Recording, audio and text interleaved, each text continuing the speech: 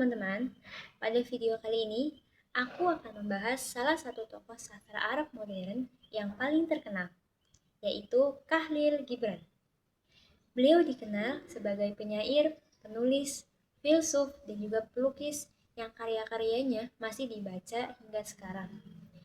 Melalui tulisan-tulisannya, beliau menyampaikan pesan tentang cinta, kebebasan, kemanusiaan, dan spiritualitas. Khalil Gibran lahir pada tanggal 6 Januari 1883 di Basri, sebuah desa pegunungan yang terletak di Lebanon Utara. Pada masa itu, Lebanon masih berada di bawah kekuasaan Kesultanan Utsmaniyah. Beliau juga berasal dari keluarga sederhana. Sejak kecil beliau telah menunjukkan ketertarikan yang besar terhadap alam, seni, dan juga sastra.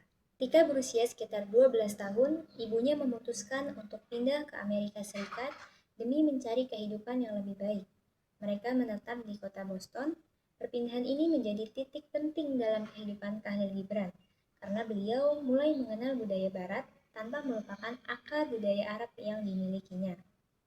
Di Boston, bakat seni Khalil Gibran mulai mendapat perhatian. Guru-gurunya melihat bahwa ia memiliki kemampuan menggambar yang luar biasa. Namun, keluarganya tetap ingin agar beliau memahami budaya dan bahasa Arab dengan baik. Oleh karena itu, pada tahun 1898, Khalil Gibran dikirim kembali ke Lebanon untuk melanjutkan pendidikan di Madrasah Al-Hikmah di Beirut.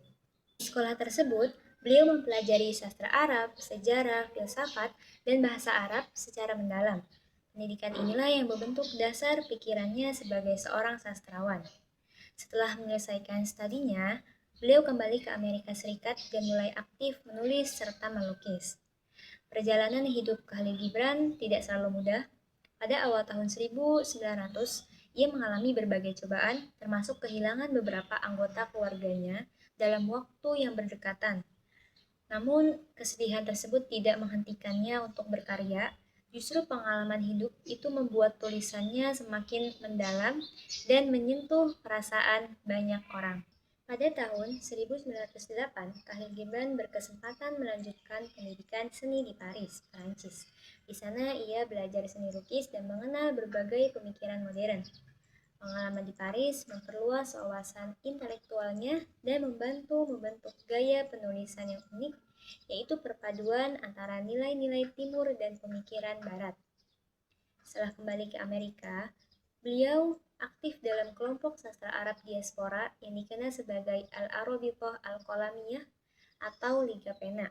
Bersama para penulis Arab lainnya, beliau berusaha memperbarui sastra Arab agar lebih bebas, kreatif, dan dekat dengan kehidupan masyarakat. Sepanjang hidupnya, Khalil Gibran menghasilkan banyak sekali karya-karyanya, di antaranya yaitu Al-Arwa Al-Mutamaridah, Al-Ajniha Al-Mutakasiroh yang kita kenal biasanya sayap-sayap patah, Al-Mawakib, dan yang paling terkenal adalah The Prophet yang diterbitkan pada tahun 1923.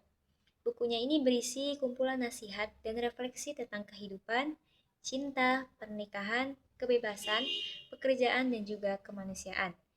Hingga saat ini, The Prophet telah diterjemahkan ke berbagai bahasa dan menjadi salah satu karya sastra yang paling banyak dibaca di dunia. Keistimewaan karya Khalil Gibran terletak pada bahasanya yang sederhana namun penuh makna. Beliau tidak hanya menulis untuk masyarakat Arab, tetapi juga untuk seluruh umat manusia. Karena itulah pesan-pesan yang disampaikannya tetap relevan hingga sekarang.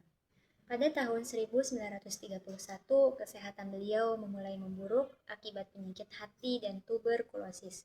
Beliau wafat pada tanggal 10 April 1931 di New York pada usia 48 tahun. Sesuai keinginannya, jenazahnya kemudian dipulangkan ke Lebanon dan dimakamkan di kampung halamannya, yaitu di Basri. Khalil Gibran meninggalkan warisan besar bagi dunia sastra. Beliau menjadi simbol perpaduan budaya timur dan barat, serta mengajarkan kita bahwa sastra dapat menjadi sarana untuk menyebarkan nilai-nilai cinta, perdamaian, dan juga kemanusiaan. Demikianlah kisah perjalanan hidup Khalil Gibran.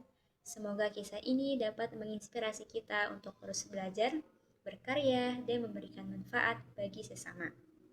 Terima kasih telah menyimak. Sampai jumpa pada video berikutnya.